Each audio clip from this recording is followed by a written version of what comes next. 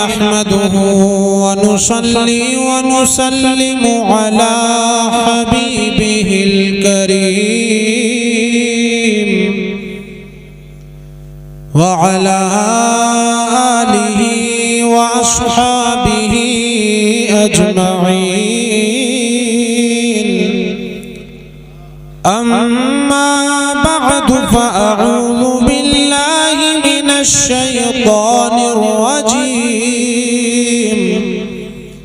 बिस्मिल्लाहिर रहमानिर रहीम। सुभान अल्लाह, सुभान अल्लाह। या अय्युहल्लज़ीना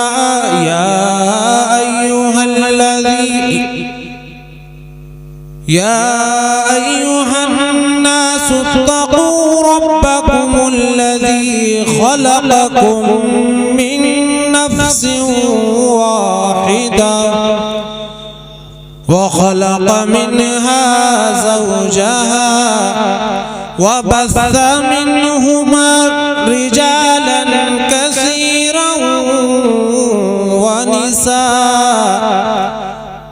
आमन्तु बिल्लाहि सदक़ल्लाहु मौलानल अलीयुल अज़ीम। हज़रात मुहतरम, इब्तिदाई शब से आप हज़रात बड़ी अच्छी नातें और तक़रीर समाअत कर रहे हैं। मैं भी कुछ देर आपकी खिदमत के लिए हाजिर आया हूँ। चंद मिनट आपकी खिदमत कर रहा हूँ, उसके बाद मैं आपके सामने से रुखसत हो जाऊँगा। हज़रात, ये शादी के मौके पर आपने बहुत ही पुरनूर महफिल का इनेकाद किया। अल्लाह पाक इसके सदक़े में आने वाली नस्लों को शरीयत पर पाबंद बनाए और उस नस्ल के जरिए अल्लाह पाक इल्म दीन को खूब रोशन फरमाए। हज़रात,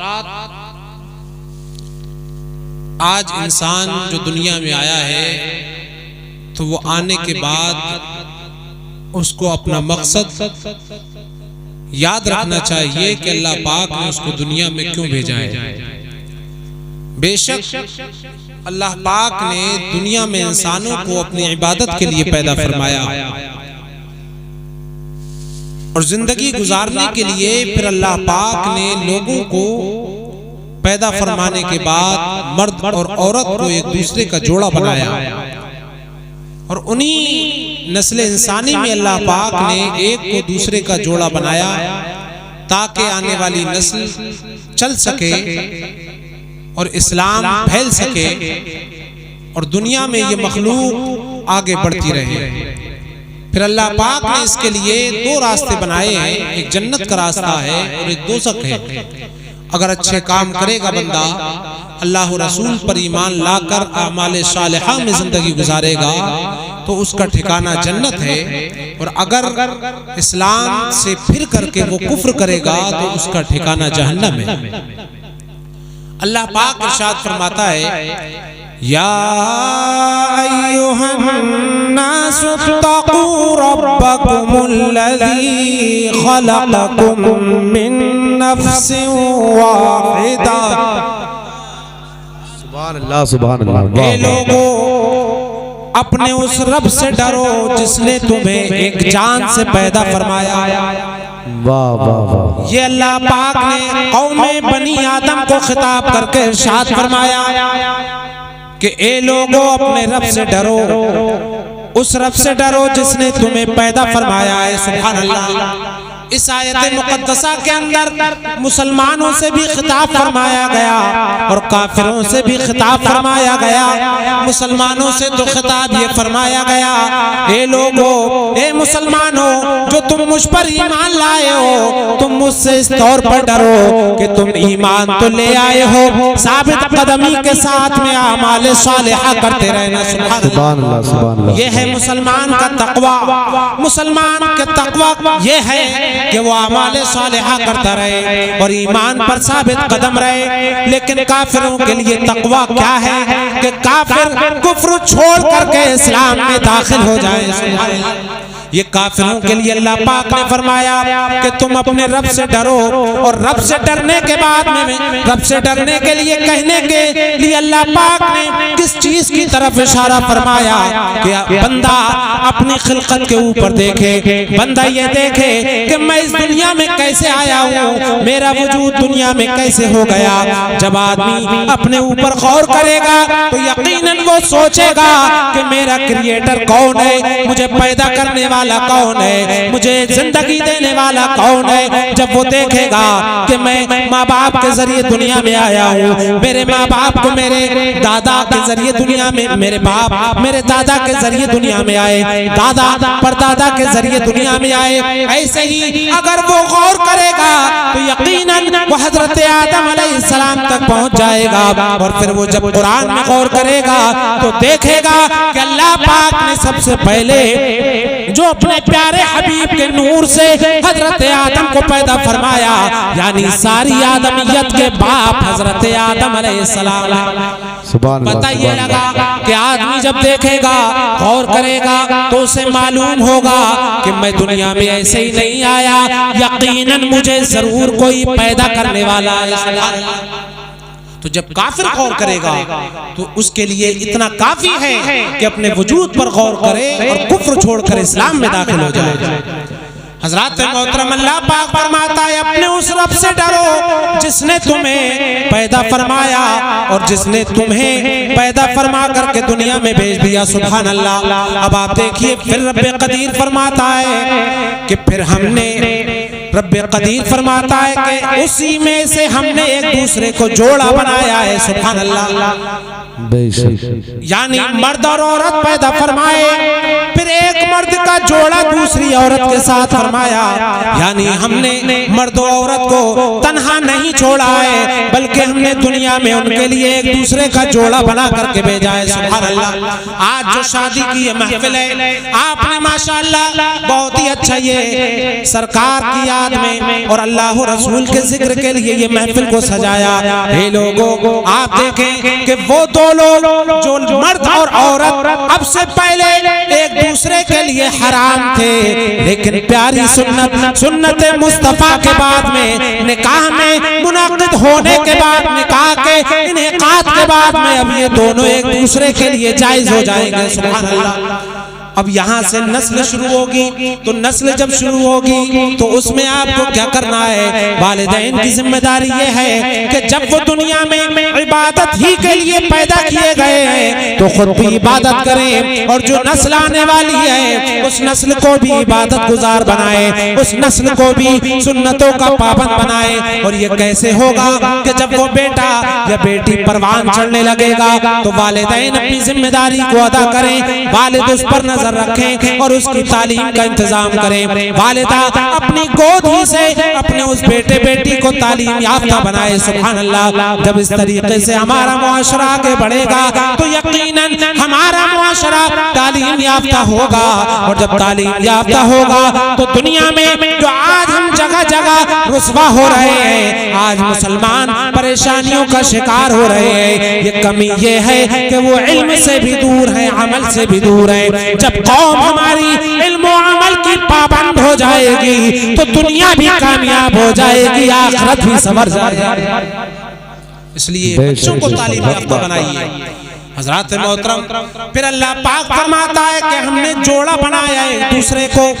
वबस्सा मिनहुमा रिजालन कसीरन व निसा, और हमने उस जोड़े के जरिए, उन जोड़ों के जरिए हमने बहुत सारे मर्द और औरतों को फैला दिया। सुभान अल्लाह। यानी अब इस जोड़े के जरिए जो नस्ल आएगी, ऐसे ही दुनिया में जो शादी ब्याह हो रहे हैं, जो शादी ब्याह हो रहे हैं, फिर जो औलाद पैदा हो रही है, रब्बे कदीर फरमाता है हमने जोड़ा बनाया, फिर उन जोड़ों के जरिए हमने मर्द और औरतों को फैला दिया। सुभान अल्लाह। और अल्लाह पाक फरमाता है वत्तकुल्लाह वत्तकुल्लाहल्लज़ी तसाअलून बिही वल अरहाम। अल्लाह पाक फरमाता है तो अपने अल्लाह से डरो, अल्लाह से डरो कि जिसके नाम पर तुम मांगते हो। सुभान अल्लाह। यानी हर काम हम उस अल्लाह के दिए हुए हुक्म के मुताबिक करें कि अल्लाह ही हमें रोजी देता है, अल्लाह ही हमें औलाद देता है, अल्लाह ही हमें माल देता है। जब हम अपनी जिंदगी अल्लाह के मुताबिक हुक्म के मुताबिक गुजारेंगे, अल्लाह पाक फरमाता है उस रब से डरो जिसके नाम पर तुम मांगते हो। सुभान अल्लाह। और फिर फरमाया वल अरहाम, और अपने रिश्तों की पासदारी करो, अपने रिश्तों का लिहाज करो। सुभान अल्लाह। ये देखिए अल्लाह पाक ने रिश्तों का लिहाज करने का भी हुक्म इरशाद फरमाया। क्या मतलब? आप अगर गौर करें, आज जो हमारा मुआशरा बिगड़ता जा रहा है, शादियों में तरह तरह की ये बिदआत नजर आ रही हैं, ये बुराइयां शादियों में पैदा हो रही हैं। आज दहेज इतना बढ़ता जा रहा है। ए लोगों, अल्लाह पाक ये पूरी तरतीब के साथ में अपनी मखलूक को ये पैगाम दे रहा है। हमें समझने की जरूरत है कि शादियों में क्या होता है। शादी होने के बाद में रिश्तेदारियां बिगड़ जाती हैं और रिश्तों का लिहाज नहीं रखा जाता, रिश्तों का पास लिहाज नहीं रखा जाता। अल्लाह पाक ये फरमा रहा है कि अपने रिश्तों का लिहाज भी रखो। सुभान अल्लाह। यानी जो आपका बड़ा है उसको बड़ा समझो, जो छोटा है उस पर रहम करो। सुभान अल्लाह। हे लोगों, जब ये हम कुरान के मुताबिक जिंदगी गुजारेंगे, वो कुरान जो हमारे लिए मिशले राह बना दिया गया, वो कुरान जो हमारे लिए कॉन्स्टिट्यूशन बना दिया गया, वो कुरान जो हमारे लिए संविधान की हैसियत रखता है, जब हम उसके मुताबिक जिंदगी गुजारेंगे तो हमारा मुआशरा सुधर जाएगा और हम फिर इंशाअल्लाह दुनिया में कामयाब हो जाएंगे। याद रखना ए लोगों, वो कौम कभी भी कामयाब नहीं हो सकती जो कुरान को छोड़ दे, हदीस को छोड़ दे। और जब आप कुरान और हदीस के मुताबिक जिंदगी गुजारेंगे तो यकीनन कामयाबी आपके कदम चूमती नजर आएगी। बेशक। नारे तकबीर, नारे रिसालत, नारे गौसियत, मसलके आला हजरत, फैजाने आला हजरत, हजरत अल्लामा मुफ्ती कमाल मुस्तफा साहिब किबला। अल्लाह पाक फरमाता है, उसके आगे फरमाता है इन्नल्लाह अलैकुम रकीबा, इन्नल्लाह अलैकुम रकीबा। क्या मतलब? कि अल्लाह पाक बेशक तुम्हें हर वक्त देख रहा है। सुभान अल्लाह। अल्लाह पाक तुम्हें हर वक्त देख रहा है। हे लोगों, आप गौर करें कि जब आप दुनिया में कोई ड्यूटी करें तो आप इस फिक्र में रहते हैं कि सीसीटीवी कैमरा लगा हुआ है, अगर हम इसके खिलाफ, कानून के खिलाफ काम करेंगे तो हमारी जॉब चली जाएगी। आज चौराहों पर जगह जगह कैमरे लगे हुए हैं, अगर ट्रैफिक रूल्स तोड़ेंगे तो फौरन आपके मोबाइल पे मैसेज आ जाएगा, आपके पैसे कट जाएंगे। यानी ये कैमरा आपकी निगहबानी कर रहा है। कैमरे जगह जगह लगे हुए हैं और इशारा देते हैं आप कैमरे की नजर में हैं, आप कैमरे की नजर में हैं। ए लोगों, ये शादियों का जो हाल बिगड़ता नजर आ रहा है, क्या सोचते हैं आप कि आप कुछ भी करेंगे दुनिया में, आप आजाद छोड़ दिए गए हो? नहीं नहीं, बल्कि अल्लाह पाक हमारा हर वक्त हमें देख रहा है। जब यहाँ पहुंचे, हम यहाँ पहुंचे मस्जिद में नमाज पढ़ने के लिए, तो दो तरीके की आवाजें आने लगी।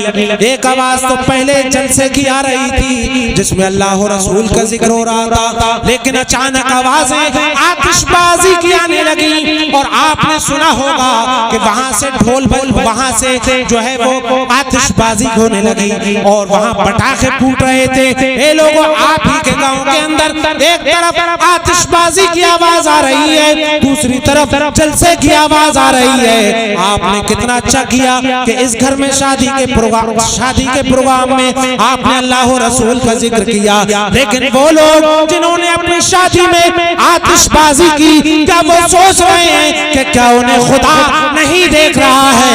ऐसा नहीं है। अल्लाह पाक फरमाता है बेशक अल्लाह तुम्हें हर वक्त देख रहा है। इसलिए हर मामले में आप अल्लाह से डरें कि बेशक अल्लाह पाक हमें देख रहा है। जब ये इस नजर के साथ आप काम करेंगे तो आप कोई भी काम करने से पहले सोचेंगे कि कोई देखे न देखे, लेकिन वो परवरदिगार देख रहा है जिसने हमें पैदा किया। इसलिए आप लोग इन बुराइयों को अपने मुआशरे से दूर करें और सुन्नत के मुताबिक जिंदगी गुजारें। ये जो शादी की महफिल में प्रोग्राम हुआ, अल्लाह पाक इसमें खूब बरकत अता फरमाए, इनके घर में खूब बरकत अता फरमाए और आने वाली नस्लों को अल्लाह पाक शरीयत का पाबंद बनाए, आलिम और आलिमा पैदा फरमाए और क़यामत तक इल्मे दीन इस घर से फूटता रहे, फलता रहे। अल्लाह पाक इस सारे सुनने सुनाने को अपनी बारगाह में कबूल फरमाए। मेरे कहने और सुनने में जो गलती हुई हो अल्लाह पाक उसे माफ़ फरमाए। अस्तग़फिरुल्लाह रब्बी मिन कुल्लि ज़म्बिन व अतूबु इलैह। अस्सलामु अलैकुम व रहमतुल्लाहि तआला।